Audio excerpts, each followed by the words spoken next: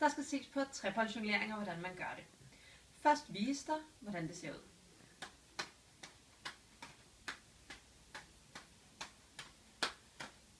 Når man skal lære at jonglere, kan det være en fordel først at fornemme, hvor højt bolden skal op, hvilket er cirka hovedhøjde.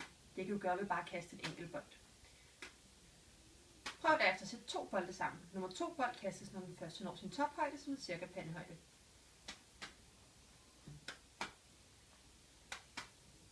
Når den sidste bold skal på, skal denne så kastes, når nummer 2 bold når sin tophøjde. Det ser sådan her ud.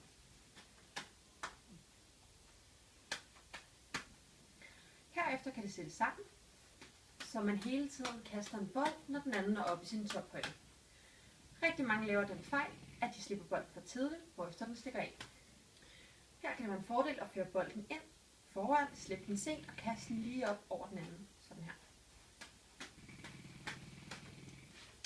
Lad os gå hjem og øve dig.